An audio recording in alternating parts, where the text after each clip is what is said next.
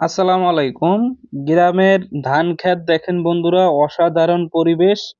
এটা কেবল ধান লাগানো হয়েছে। এটা হচ্ছে দিনাজপুর জেলার মধ্যে।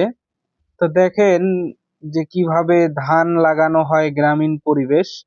তো এই ধান আবার বড় হবে, এটা কেবল বেসন লাগানো হয়েছে, গ্রামের ভাষায় বলে এটা বেসন।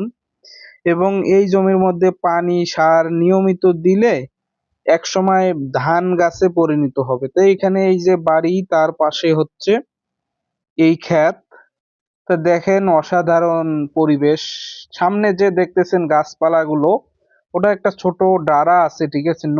নদী না, বাট ডাড়া, ছোট্ট ডাড়া, মানে যেটার মধ্যে দিয়ে নালা পানি যায়, ঠিক আছে, বর্ষাকালে।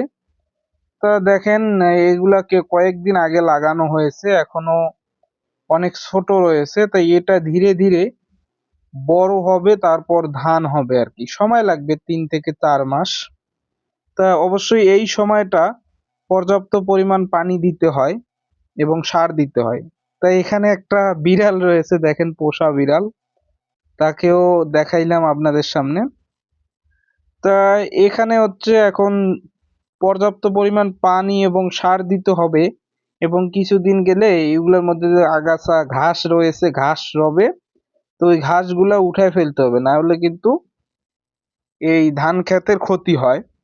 তা আরো কয়েকদিন পরে ঘাস আসবে, সেই ঘাসগুলাকে উঠায় ফেলতে হবে। তো এই পাশেও বাড়ি দেখেন, এ পাশে হলো বাড়ি। তা এটা রাস্তার পাশেই, ওই সামনে ওই পাশে হচ্ছে মেইন